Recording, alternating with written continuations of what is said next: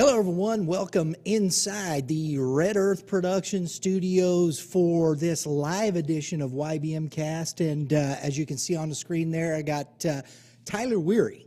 He is with the podcast, the St. Lunacritics. You can listen on your favorite device, Spotify, Apple Podcasts, Google Podcasts. You guys jump into a lot of things, don't you? You got, of course, Cardinal baseball, right? Yeah. Tell the folks about a little bit about the podcast, bro. Like you were kind of saying, we touch on just about everything.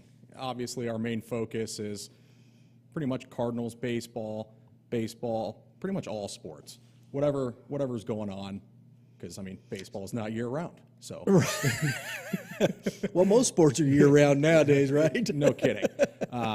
But yeah, we hit heavy on NFL, and I'd say probably NFL and MLB. Yeah. Because not everyone in our group listens or watches the NBA. Not everyone watches the NHL. A few of us do, but we tend not to dive too deep into that.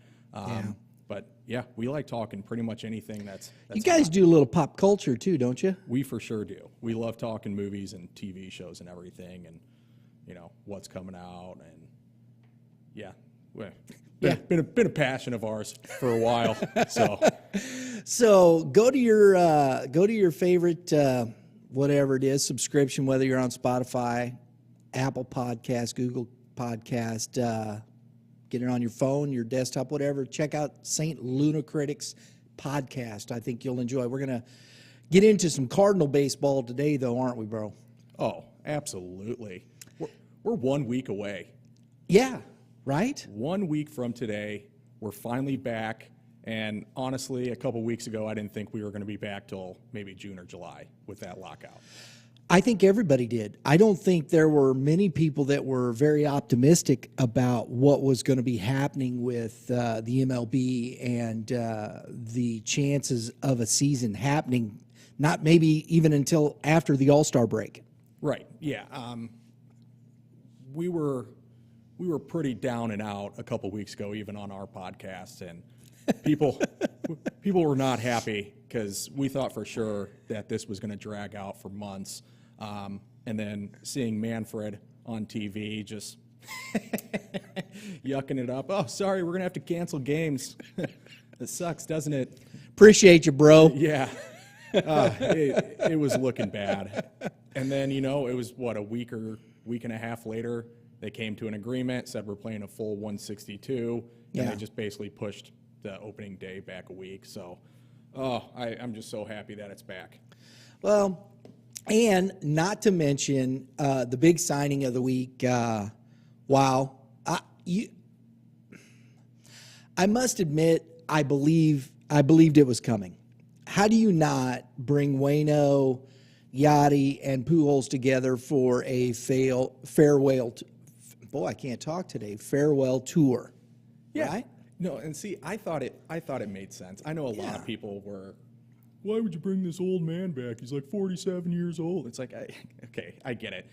But, look what he does against lefties. The guy absolutely rakes against lefties. That's all you have to do, and that's all you have to look at from that standpoint from the Dodgers last year. He was hitting the ball very well against left-handed pitching. The DH is in the National League now. Why not bring that bat in? Not only that, but you got Corey Dickerson now as a left-handed bat to face righties. So now you got Pujols to face lefties, Dickerson to face righties. Dickerson can also play the outfield. Pujols, he can still play first base to give Goldschmidt a day off here and there. So right. I thought it was a great move, and it's super nostalgic. He's 21 home runs away from getting to 700. I know that's a lot, right? Especially if you're not playing every day. That could be tough to do, but I was so happy to see it. Fun fact for you: since 2012, since Albert Pujols has been a DH for the Cardinals, we're averaging 29 runs per game. That's all I'm saying.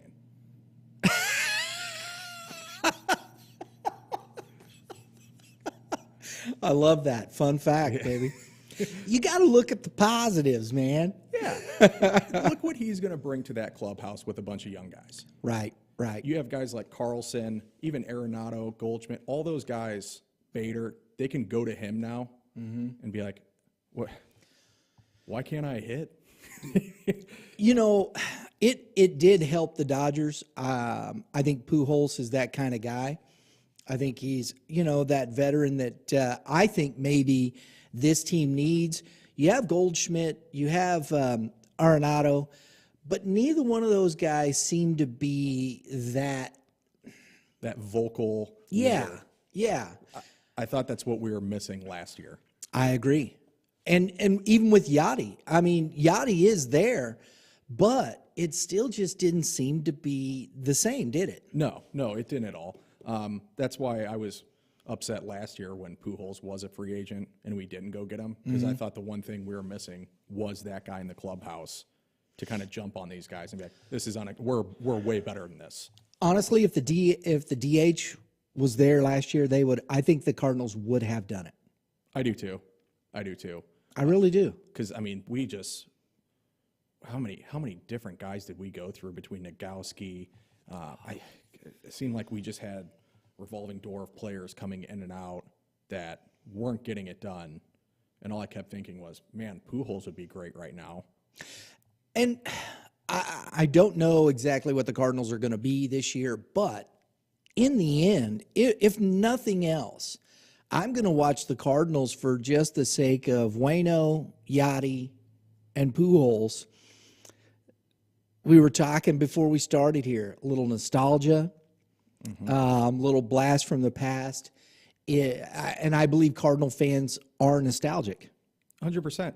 We could see a bunch of milestones this year hit, and they were talking about it even on 101 ESPN yesterday. So I think if Yachty and Wainwright, I can't remember the exact number, but if they pitch 25 games, 26 games this year together, they set the new record for the Cardinals for like most games pitched caught together as a battery. Right. And then Wainwright, all he needs is 16 wins to get to 200, which I think would solidify him for a Hall of Fame spot. Yeah. You got Pujols, who's 21 home runs away from 700. There's a lot of things that could happen this year that would be really cool to see. And you think about it after the All-Star break, if they're maybe a little out of the mix or something, but yet those things are going on, and it may drive them to, may drive them to the top of the standings. It could. Yeah, absolutely. I wanted to ask you this because I was asking it last night during our podcast, and I thought it was an interesting question. And the answer seems obvious at first, but once you really think about it, it's like, would you rather see all those milestones be hit and the Cardinals don't make the playoffs, or would you rather see the Cardinals get none of those but make a playoff run? Not guaranteeing a World Series or even getting to the World Series, but make a playoff run. You have to pick either or? Yeah. Okay. As much as I am about history and things like that, I just always have believed winning trumps things. So I would take the playoff run because the opportunity then you get in the playoffs, the opportunity is there. Personally, if the other stuff didn't happen and they were still making a playoff, I'd be great. Either or. Now, if they hit all those milestones and they did that and they didn't make the playoffs, I still, it'd be nice. Don't get me wrong. Right. It would be enjoyable. But I've always been that guy that just, I like winning. For sure. But this is where we started breaking it down a little bit. It's like 2019, Cardinals went to the NLCS. Yeah. Got swept. Yep. I don't really care to remember that. Great, we made it there. Wasn't a lot of fun. But then you have, what was more memorable, that season right there, making it to the NLCS, or watching McGuire hit 70 home runs and not even making the playoffs? Oh, look, to be sure, what you just said there, and people do remember those things, and we would. That don't get me Oh, wrong. yeah, right. I just always would rather have the opportunity in the playoffs than just Not be in at all.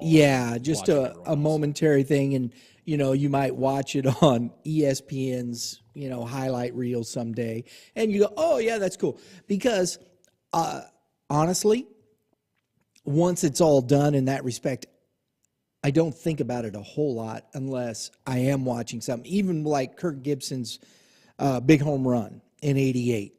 Yeah. I mean, it won them the World Series. It helped them propel them to the World Series. But, I don't just sit around and think about that. I've talked more about them winning the World Series Right. and Kirk Gibson's home run was part of that.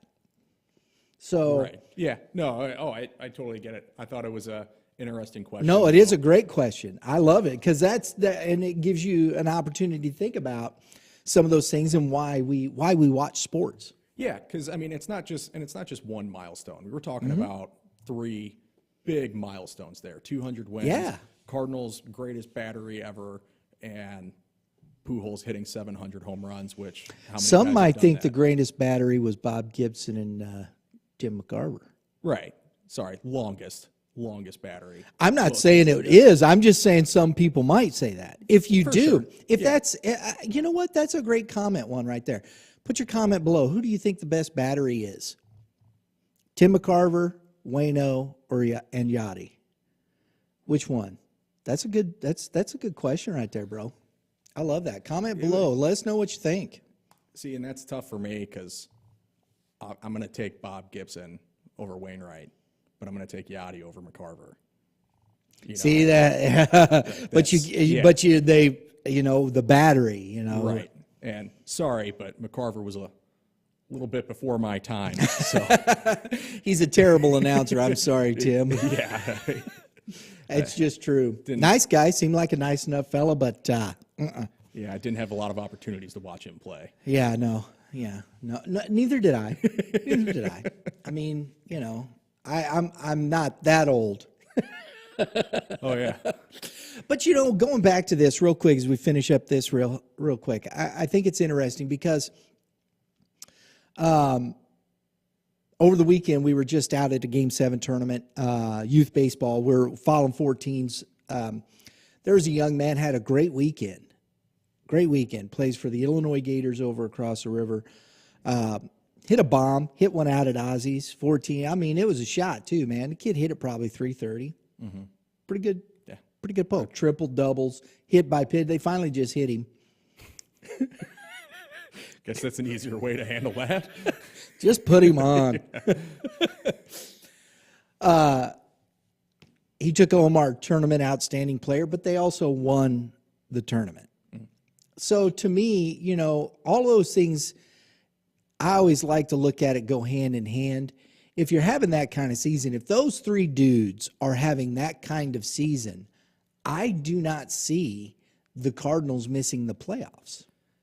Right, and that was the other thing. It's like if they really do all that, how do they miss the playoffs? Especially since it's expanded now and 12 teams make it in.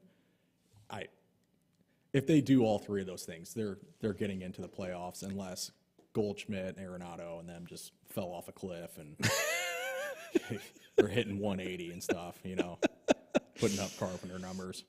Oh, and remember here, guys, you can catch the St. Lunacritics. There's 4 other dudes with you too? Yeah.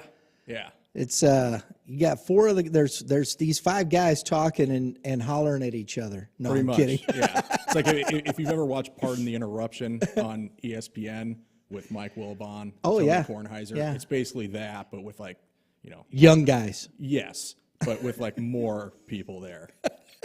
Not near as obnoxious as Stephen A. Smith, but we're Right. we can be. You digress. Yeah, so catch the St. Lunacritics podcast, Spotify, Apple Podcasts, or Google Podcasts. Listen on your favorite device. Let's talk a little bit here about the lineup. What do you say? Let's get into that a little bit. Love that. I don't think much changes from last year. Really? Yeah, You've got a new coach who's now the youngest in the MLB, Ollie Marmol. He's 35 years old. He's not going to come in and just start shaking things up. Oh, okay, there's been so much, and I'm going and doing, and I don't pay that much attention to off-season stuff. I forgot they got a new coach. I forgot they fired Schilt. Yeah, they did. Yes, they did. He is with the Padres right now. So, what do you think of Marmol so far? I really don't have an opinion. Okay. Like I said, he's not going to come in and just shake things up. Reserve judgment. Yeah, we'll see where we're at in like June, July. Because as far as the lineup goes, he's not going to have to do much to tinker with that. Right. I think you're going to see the same thing. You're going to see Edman leading off, at least at the start. Mm-hmm. I don't know if he's going to hit like he did last year. Yeah. You're going to see Goldschmidt at 2, O'Neill at 3, Arenado at 4, Carlson at 5. And then the back end of the order, it's going to be a variation of like Bader, Yachty, Dickerson, Pujols, and who am I forgetting? Start it again. Edman, Goldschmidt, Right. O'Neill, Okay. Arenado, Okay. Carlson. You're forgetting DeYoung, That's it. but he's forgettable. Yes, he very much was forgettable last year. I will give him props. I know it's spring training, but right now he's hitting 471. Okay. He was, again, 3 for 3 yesterday with 5 RBIs. I don't know if he changed something up over the offseason. I had heard he was working out with somebody new, but I hope that pays off because if he can just hit 250 Right. with his 20 home runs, oh my gosh, there's not an easy out in that lineup then. He was a better hitter than that. Yeah, I mean he hit like 205 last year. Yeah. That. I mean, it just fell off the back of the truck last year. Yeah, and he still hit like 21 home runs. Right. The average was not there at all. No, he couldn't put the ball in play, struck out a lot, didn't walk that much either. No, he didn't. But you look at Sosa, he's also having a very good spring, hitting 357. What do you think of that? Because that was the dynamic a little bit last year, and I know Sosa got playing time, maybe, and I know a lot of people were calling for more playing time for Sosa, and his bat in the lineup more on an everyday basis. Yeah, well, he was just more consistent last year. Right. And he's not a power guy. He's not going to come in and hit 15, 20 home runs, but he consistently put the ball in play. He got on base a lot more than DeYoung was, and he was playing a better defense. I mean, he straight up took DeYoung's job to end the season. I mean, he's the one who's starting in the wild card game against the Dodgers and not DeYoung. Right. Granted, he looked a little nervous out there. He made some costly mistakes, dropping line drives right to him and misplaying ground balls. But I mean, he came in and just stole DeYoung's job.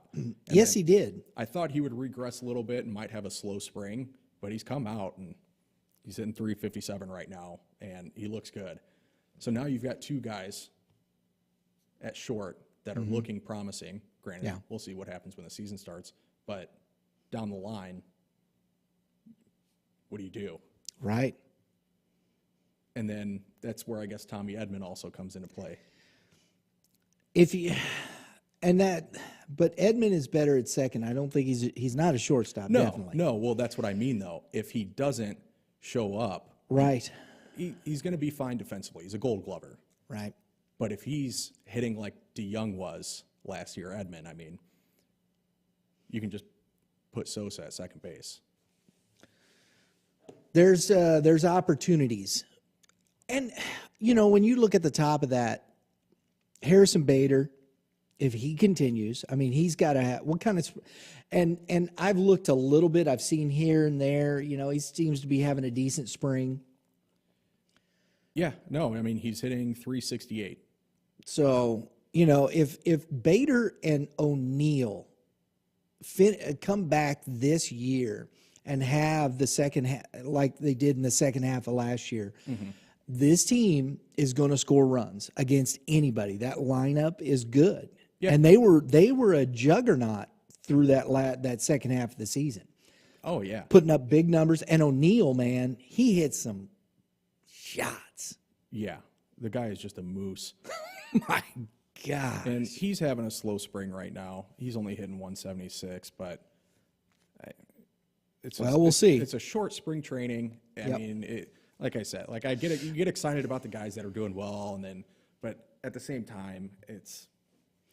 We'll see once the season starts, how people get off, how they get started. I mean, Goldschmidt had a slow start last year.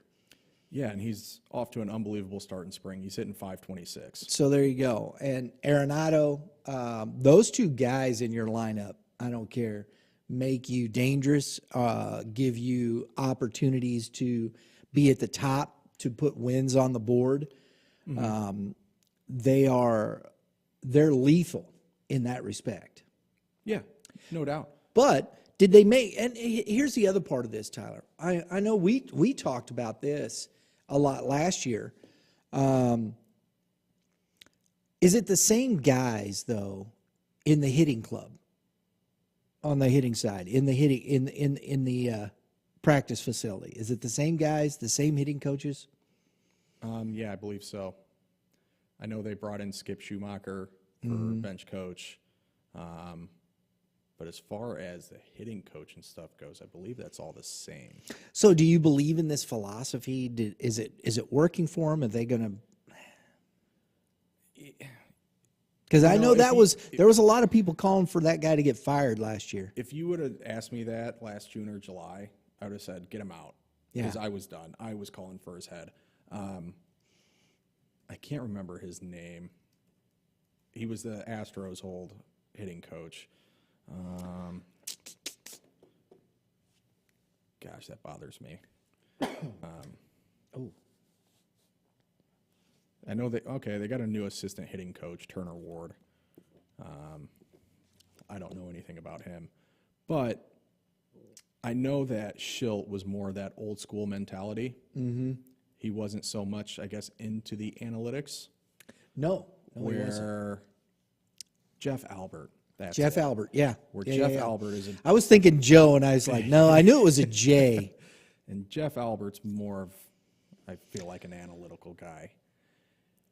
The thing about baseball, and I talk a lot about baseball in the youth side, Prep Baseball Report, we talk a lot about these things. I mean, you have analysis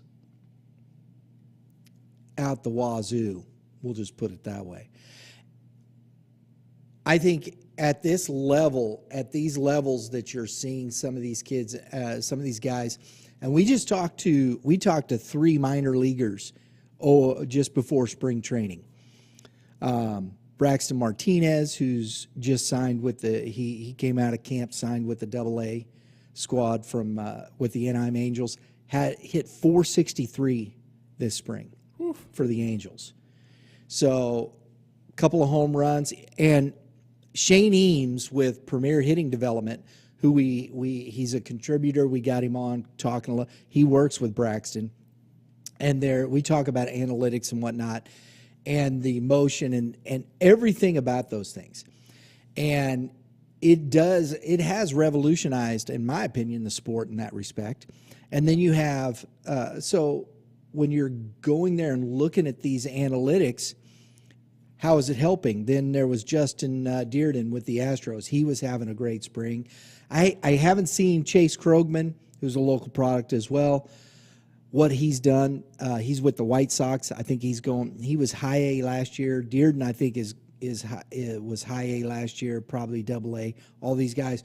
But all of them hit the ball well, analytics driven, all the analysis of everything with the blast motion, with the Rapsodo, hit tracks, all those things. And how do you analyze and get better? But still, it's still about the construction of the swing.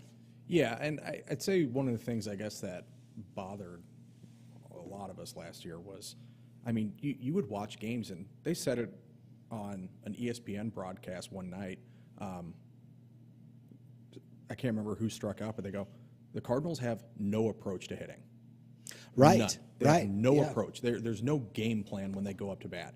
And there was, I mean, the first 3 months of the season, you'd have one guy hitting, but the rest of the team wasn't, and they were just kind of sputtering by as an offense. Exactly. Couldn't do anything. And then it finally just came to a head when you had Tommy Edman come out and say, well, yeah, they don't have us do any prep.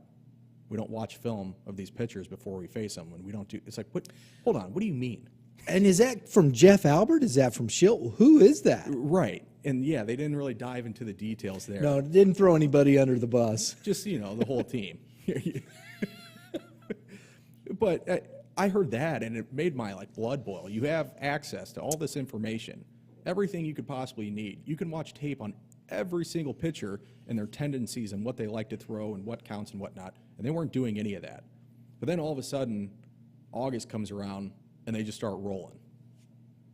So what changed? What changed? Well, somebody said something, and the front office got involved, I'd imagine, and said, what are we not doing here? And I think the front office made the decision to fire Schilt around June or July. And that whole 18-game win streak, they looked at that and go, okay, that's awesome, but where was the consistency all season? Right. You haven't shown that in the past couple of years. And maybe that just been the team getting together and going, look, we're tired of losing. We're just going to go do what we do. Maybe. It could have been. Maybe. I could totally see that. Be like, what? Obviously, none of this is working. So how about we just go do our thing? You Let's do see what you. happens. Yeah. I think that could be the case too, Tyler. Honestly. So, hey, look, here we go again. Comment below. Tell us your thoughts on your lineup choices, what you think of the hitting and, the Cardinals and their big push with the playoffs. Where do you think they'll be? We got a great lineup here. I think it's going to be good. So comment below. Tell us what you got here. Remember, catch TY over here with the St. Lunacritics podcast on Spotify, Apple Podcasts, Google Podcasts. Listen on your favorite device. You won't regret it. They talk a lot about sports, all kinds. Cardinal baseball, definitely. I think you even got a Cub fan, don't you? Unfortunately, yes. That's why that dude is sitting on the bat there with the W, right? The little bear. Yeah. We figured we needed an outside perspective. And who better to have than a Cubs fan to butt heads with and keep that conversation flowing, I mean, that's kooky right there, man. When I saw that the first time, I was like, what the heck is that all about? And then I was like, oh. Yeah. Cub fans. Yeah, they are out there. It's kind of like Yankee fans. Ugh. It's cringeworthy. It's one of the reasons why we were talking about this the other day, and no offense to the kids or the youth coaches or anything like that, but they had pinstripes, wearing pinstripes on Sunday. I was like, no, can't do it. I'm not a pinstripe guy. What? Yankees, man. They ruined it for everybody. Can't wear pinstripes. Flaming Yankees. That's the way I feel about it. There you go. But nonetheless, we digress. So let's talk a little pitching here, bro. Do we have to? That good, huh? This is where I think you're going to see a difference between Schilt and Marmol. This is what I'm looking for because, like I said, the offense, he's not going to have to do a whole lot. The pitching, though, I still think it is the biggest question mark with this team. You've got Wainwright, who has been pitching since the 60s. He's, 40 years old now. He's your opening day starter. He was literally your ace last year. You couldn't rely on anybody else. Now, wait a minute. Waino is going to be the opening day starter? He is. Where's Flaherty? He's hurt. He has a tear in his shoulder. I did not hear that. Mm-hmm. Again, I guess I'm going to have to pay more attention to the show, aren't I? Yeah, Flaherty is going to be out a little bit, which it What seems about Dakota Hudson? Where's He's this back. guy? Yeah, but he's back. okay, I'm sorry. I'm getting ahead of it. Go ahead. Just I was already disgusted. So this is what you're looking at right now for a rotation, and it's Wainwright, no specific order, but Wainwright, Michaelis, Steven Matz, who we signed as a free agent. Like that one. He's an innings eater. He's not a guy who's going to be some crazy all-star, but he's going to Right. pitch for you. Yeah. I don't have to worry about him getting hurt or anything like that. You're going to have Did you just knock on wood? Yes, I was I did. like, is there a woodpecker around here, man? Wainwright, Michaelis, Matz. You've got Dakota Hudson back. Yeah. I thought he looked good at the end of last season, even coming back. Yeah. And then with Flaherty out right now, I think you're going to see Jake Woodford fill in. Okay. You might see Oviedo again, but I think it'll go to Woodford. I think he's having a better spring right now. Granted, he's only pitched, like 5 innings. But he's got a 1.80 ERA so far. Like I said, he's only pitched like 5 innings. I think he's made one. I don't even know if he's made a start. I think he just came in relief. But you're looking at a rotation where Michaelis hasn't been healthy for a couple years. Hudson just came off Tommy John surgery. Flaherty gets some weird injury every year. And Wainwright's 40. Like, how much longer can he go? Yeah. He pitched so many innings last year, and he was so good. But do you really want to rely on a 40-year-old pitcher to be your ace and take you to the playoffs and the promised land? That's what I mean. In one way, last year everybody's talking about, man, our pitching is bullpen and all that, and it was horrible. They walked in more runs. I mean, We set a record. bases loaded. Just go ahead and walk them in. It's all right. Might as well, I mean, It made me want to cry after a while. It's just like, guys, it was pitiful. they don't even have to do anything. No, They're just standing giving there. away runs. How many games did they give away in that first half of the season because of that? Too many to count. Right? I mean, they walked in, what was it, like 30-something Yeah. guys with the bases Yeah, loaded? it was something. It was up there. Yeah, it was. I don't remember, but I think it was over 30. Yeah, and when it came to the bullpen, you had 3 guys. You had Cabrera, Right. you had Reyes, and Gallegos. And I still don't know to this day why he put Reyes in that playoff game. By the way, he's hurt right now too. Reyes is hurt. Yeah. You want to see my shocked face? Yeah, no. When they showed him warming up in the bullpen of that game, it's like we all Yeah. collectively texted each other and just said, "Well, that's game." That is the ball game, The guy had just blown like 10 games in a row right? over the course of like August. I think the pitching here, they're having a decent spring. Right now, the Cardinals' record is 6-4. Okay, decent spring. Starting pitching, it seems to me, it's interesting. Over the last 5 years, they've either gone in, and for the most part, they've went into the season with a decent pitching staff that was strength, but the question marks were on offense.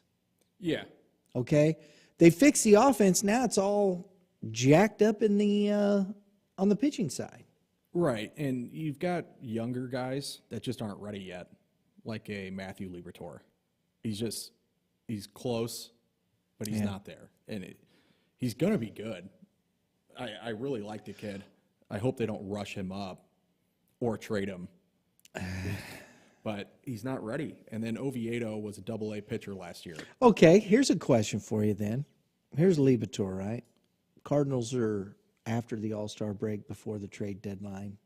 You got Libator sitting there. You need a starter.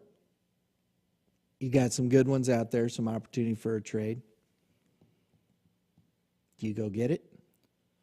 Depends on who it is. So what we talked about last night, this is what the Cardinals do, and I wish they wouldn't put themselves in this position. You know that you need a starter right now. You already know it right now. Why would you wait until the All-Star break? The A's are selling off assets like it's like a garage sale right now. They couldn't care less about trying to get players or anything. They've got 2 starters, Sean Mania, I can never pronounce his last name, and Frankie Montaz. Why would you not go right now instead of waiting till the All-Star break when then your back's against the wall and they know that you need them? So then they're like, okay, well, we want Liberatore, we want Gorman, we want this guy as well. When right now you could maybe, you know, I don't know how this all works, but you could just be like, hey, we'll give you Gorman and, you know, our 23rd prospect and this guy and blah, blah, blah. And maybe get him a little bit cheaper than having to, because you know what's going to happen. We're going to get there, and those rumors are going to start flying. Yep. And then all you're going to hear is, yeah, the asking price was just too high, and I'm not going to sacrifice the future just to get this guy now. And well, it was just too high. We couldn't do it. It's literally typical Mosaic Cardinals front office. Right. They do it every year. Right. Well, and that's what ends up happening. And that's what I mean. Do you know, what are you doing? But they're going to go into the season this way. This is it. It's not going to change. They're not going to do anything. Frankly, I would call the Rockies right now and be like, do you have any other players that you want to trade us and pay for like you did with Nolan Arenado? I want to ask this question because I've seen it here and there and whatnot and pop up. I haven't seen anything recently. Where did Trevor Story sign? Boston.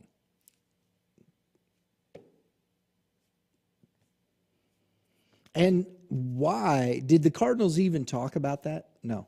No, they weren't going to give him that deal. What did he get from Boston? He got a long. Did he get 6 years? I think he got 6 years. Is it a Freddie Freeman type deal? 6 year, 140. Yeah. Cardinals weren't going to go that long. Because what is Story? 32? He's 32, isn't he? 33? I don't think he's that. Is he that old? I think so, man. I think Story's that old. 29. Oh, incorrect. Well, 29, 6 years. That puts him at 35. I don't know why you can't take that deal at $140 million. Yeah, but you've also got Arenado locked up for the next 6-7 years. I get that. You know, get more but you just signed Pujols, you got butts in the seats. Bring him in, baby. Let's roll. Yeah. No, you got plenty of cash, bro. You know what? I'm kind of okay with us not signing him. Why? Because his splits, like I'm not a guy who normally cares about their splits home and away. And I didn't care about Arenado's splits home and away from Coors, but his away from Coors was not very good. Even worse than Arenado? Yeah. It was a little alarming. And plus, I mean, he hit 251. He's a big shortstop. Yeah, he is. He's 6'2". Yeah. 200 plus pounds. I don't think he's going to last at short too much longer. Man, I took this segment off the rails, didn't I? We were talking pitching. Now we're talking about Trevor Story. And yeah, it happens every time. I've been there. Okay, so if Waino's at number 1 here, bro, is Hudson the number 2 or is it Michaelis? No, I'd go Matz. Matz, really? Yeah. Okay, so then Michaelis, then Hudson? Yeah. So who's taking that 5th and 6th start to cover some of the extra days? I think it's going to be a mixture of either Jake Woodford. I don't know if they're going to use Oviedo again. Mm-hmm. You may see, I know like I said, I think he's more of a reliever, but I mean, he's starting today for the Cardinals, and that's Drew Verhagen. Yeah. You may see him in there as well. Okay. But I think it's going to be Woodford because he looked pretty good at the end of the last season. He started figuring it out more, and he was throwing a lot more strikes, wasn't really walking guys. And I think he'll be the guy that fills in for Flaherty. And it's not a bad Band-Aid, but now, how bad is the tear? Have they come out and said yet? Is there any information on this Flaherty tear? I don't think it was like horrible, like he's going to be out till like July or June, but I mean, Does it need surgery? as of a week or two ago, they even said like their timeline's unclear. Is it a labrum tear? They didn't as far as say. I know, they didn't really go into it too much. Wow. I mean, maybe MLB.com can give me more of an answer. I know he was on Twitter a lot. Yeah, he Wow. always is. The guy runs his mouth so much. He's starting to annoy me, not just because, he tweets and stuff, but it's like, you're always hurt, man. I need you on the field. Come on, bro. Do something for us, man. Come on, man. Yeah, tearing his right labrum. Oh, that's not good. Labrum tears are not good, bro. No. If he gets back by the All-Star break, I'd be surprised. It's just going to have to see how bad it is, honestly. Yeah, and see, this is why I'd rather go and just get a starter now. It says here, this is on what is this website? Some Jake Leg one, but thought I'd throw it up here and see what gives. It says here that the shoulder Flaherty will not be available for opening day after receiving a PRP injection to address a small tear in his right shoulder. Yeah. He should start throwing at the end of this week, then is hopeful to ramp up then. Oh, okay. Well, that's what they said there. Yeah, and I feel like they just haven't given a lot of information on it. And maybe that's all why. makes me- Maybe they're waiting to see what happens here. Yeah. It just makes me feel uneasy. That's why I think they ought to go back to steroids. Get these guys healthy quicker. Hey, you're talking to a guy who's Oh, all that's about that. wrong. I was just kidding, folks. I was not. just kidding. I'm not. I want to see peak performance, what guys can do. I'm not kidding. I want to see the McGuire, Sosas, Bonds. You know how much fun that was? That was an absolute blast. Bonds hitting 370 with 73 home runs. It'll never go back there. And I mean, because there's too many dangers to steroids. I mean, as far as your physical being, it's not good for you. Right. Yeah. But I don't hold that against those guys. But don't outlaw creatine. That's all fine. That's all Mark McGuire was taking was creatine. It wasn't against the rules. I don't know why everyone harps on him so much. It wasn't against the rules. They didn't break the rules. None of them were caught. What about the guys in the pen, bro? It doesn't look good, does it? No, to me it doesn't. I mean, you got your big three, but Reyes is hurt right now. So you've got Genesis Cabrera, you've got Gallegos, but then you're looking at a combination again of like Helsley, maybe like Cody Whitley. I don't know what Jordan Hicks is like. I know he's pitched one inning. So, okay, cool. TJ McFarland, they signed that Nick Whitgren guy. You're looking at what maybe Drew Verhagen. Yeah. They went out and just kind of got some, Is Junior Fernandez going to get anything in this? I have no idea. Honestly, I don't know. Be interesting. They got on the roster here as Giovanni Gallegos slated as the closer. Yeah. He pretty much was last year. What about Helsley? He's going to be another 6th, 7th inning guy. You're going to see a lot of TJ McFarland again. Yeah. I think it's going to be just as suspect as it was last year. I like Gallegos though, man. So do I. I think he can fill that closer role. He was overworked. Oh, Him yeah. and Cabrera, they were toast by the end of the season. But are these guys going to get you innings? Wainwright, is he going to get you more than 6 innings? See, well, that's the thing, because last year we couldn't find a starter that could give us more than 3 innings. Boy, that ain't no lie. They can't do that again. They can't go a whole nother season No. because you're going to run these guys into the ground. And I mean, Woodford, like I said, Michaelis, he's coming off, he was pretty decent at the end, but he's still coming off, how healthy is he? He was hurt all last year. Is he going to get, Dakota Hudson the same way? So are these guys sturdy enough to get you those kind of innings? And that, to me, is the biggest question mark. Every year, somebody is breaking down. Yeah.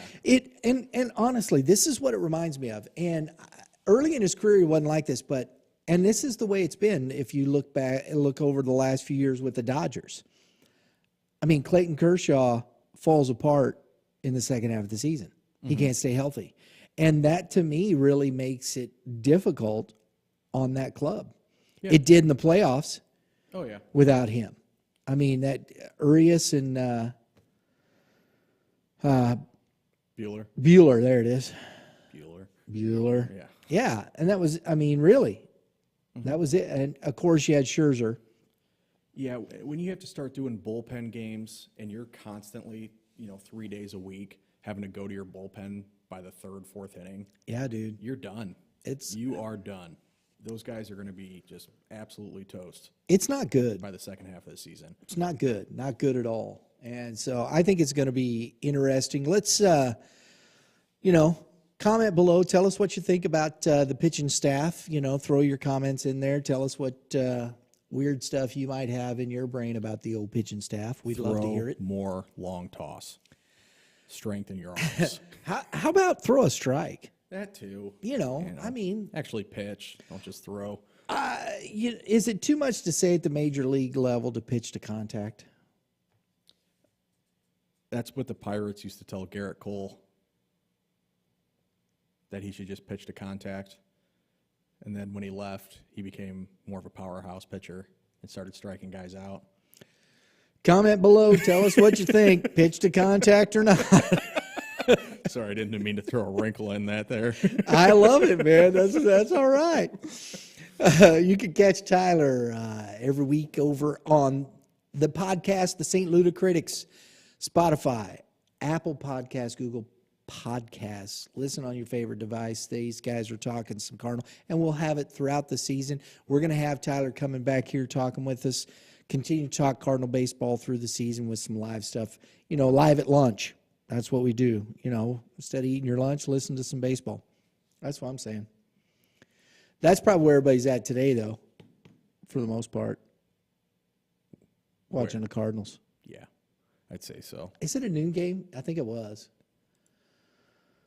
Have to go back and look. Schedule. I'm looking at the schedule. Today. Actually, I thought it might have been a later No, one. It's a late game. It's 5:40. 5:40? 5:40. Marlins. Wonder if we can actually watch that one on TV. It didn't say. It did not say. I took a. No, it's just screenshot. No, it's a Valley Sports Midwest. I took a screenshot of the TV schedule. What's the date today? The 31st. Yeah, Valley Sports. Yeah. 5:30. So you can watch the ball game today, bro. All right, bonus. Excellent. Bonus. There you go. Watch that. So what do you think? I think the Cardinals, you still got to deal with Milwaukee. I think Milwaukee's there. They haven't gone anywhere. Yeah, and I said this last night. They've got two stellar pitchers. Yeah, both. Corbin Burns and Woodford. Yep. Woodruff, whatever his Woodruff, name is. yeah. Top of their rotation. Mm-hmm. One, can they duplicate that? I think so. I think they'll be really good again to be as dominant as they were. I don't know. We'll see. It's a long season. Maybe one of them gets hurt. I don't know. Two, their offense is still awful. They didn't go out and get anybody. That could have been just a down year. Yelich did not have a good year. No, he was looking barely better than Bellinger. Right. But all they did this offseason, as far as the back goes, was get McCutcheon for DH, and they got Rowdy Tellez to play first base instead of Vogelbach, which Tellez is a little bit better than him. But their offense they were literally like 28th in the league in offense last year. I don't think that was a fluke. And they got to the playoffs. But also didn't score a run until the third or fourth game in the playoffs. I understand, but still, if they are coming back with and your pitching staff stays healthy, they still have. Is Hader still on the back end of that? Mm-hmm. Okay. They don't need to score that many runs. You're talking about a deep bullpen. You're talking about a guy that could bounce back. If Yelich bounces back and it brings that team with him, they could be very tough to beat in that Central. They won 95 games last year. Do you think they can duplicate 95 wins? No, I don't. I think it's tough to do that. I mean, even the Dodgers, they're forecasting the Dodgers at 96 wins this year. That kind of surprises me. Yeah, but who would have thought the Giants would have won 107, Dodgers won 106? Yeah, if they do that again, I'll absolutely just lose my mind. There's no way the Giants do that again. I have not seen a team like the Dodgers win that many games in consecutive years like they've done over the last year. It's very difficult to do. I could see them around 90, 92 games. The Brewers. Okay, yeah.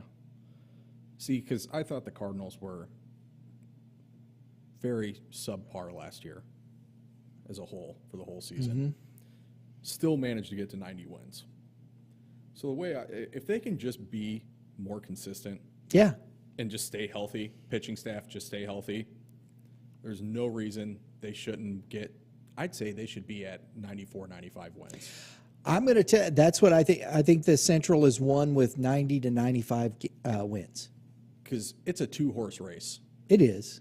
And I'm not dogging on the Cubs because I think the Cubs starting rotation is legit with Stroman, Hendricks, and Wade Miley. Yeah. Right? Yeah. Just those three right there, that's solid. I would take those three. And their offense, and it's the Cubs. They're going to be that like gnat at a barbecue, just so annoying all year. I'm telling you right now, at All-Star break, they're going to be like 3-4 games behind. Oh, man. I'm telling you, they do it all the time. We'll lose to them a bunch because we always do, and they're going to be right there. They'll fall off. They'll fall to like 8-9 games back after the All-Star break, either because they're going to sell, but it's going to be Cardinals, Brewers, Cubs, Reds, Pirates. Yeah, yeah. And you're not going to have to work. We're going to just absolutely beat up on the Reds and Pirates. Or it could be Brewers, Cardinals. No. I mean, that's a possibility. You can't just say no to that. I just did. I mean, because it is a possibility. It is. It is. I mean, yeah, they did it last year. Until the Cardinals prove they can knock them off, because it's been a struggle over the last couple of years, and I still think 90 to 95 wins. I want to see the pitching staff. To me, pitching and defense still rules the day. And you've got the best defense in baseball. Okay. One of two. But see, pitching and defense still for the Brewers is very good. Now, they lost Colton Wong, didn't they? He went to, I think, the Angels, didn't he? No. Are you sure? Did he? I think so. No, I did not hear that. I could be wrong. Yeah, no, he's with the Brewers. Is he? Yeah. I was going to say, that would have been cool. Yeah. Still with the Brewers? Correct. Okay. My mistake. I thought I saw that the other day.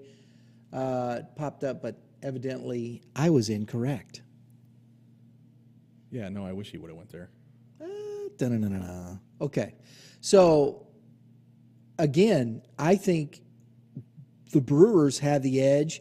They're a good defensive team, and they're a better pitching team.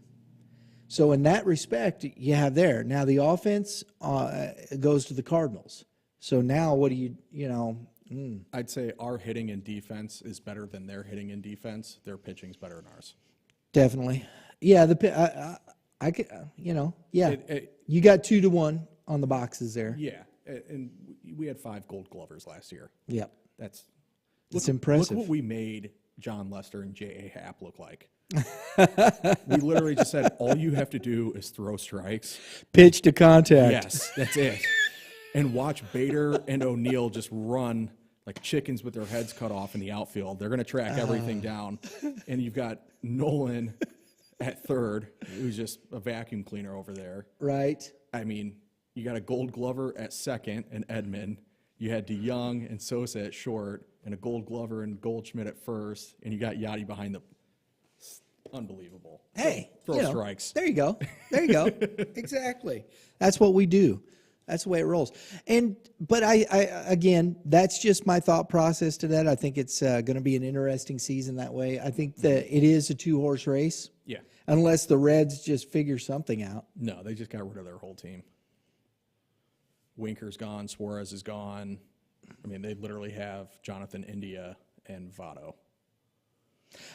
Don't you feel bad for Joey Votto? Yeah. Yeah, I feel bad for their fans, too. That's such a storied franchise. And their Right? owner just couldn't care less. No. He doesn't try to win at all. No. You can get good seats, though. Yeah, might have to take a trip up there. Right? You can sit anywhere you want. Just got to buy a ticket. I got $5. Can I get in? Yeah, it doesn't matter. Even the ushers are just like, yeah, just sit somewhere. Oh, man. Folks, comment below. Tell us what you think about the final standings here. What do you see? What are you thinking about where the Cardinals will finish, wins and finish? I think it's going to be a very interesting season. Again, thanks to Tyler for coming in. Thanks for having me. It was a lot of fun. We're going to do it again next week, right? Should be able to. Yeah. All right, let's do it. I mean, lunchtime, lunch with the Cardinals, or not the Cardinals. We're not the Cardinals. Yeah, no, we're not. Hey, lunchtime and Cardinal baseball. We'll talk about it. We'll see what we can do. Thanks again. Remember, folks, check out the St. Lunacritics podcast on your Spotify, Apple Podcasts, Google Podcasts. Listen on your favorite device. They do a great job over there. Tyler, thanks, buddy. Yeah, thank you for having me. Everybody, have a great day in the Lord. All you pitchers, keep throwing strikes, and you hitters, hit them where they ain't. That's the name of the game. There you go.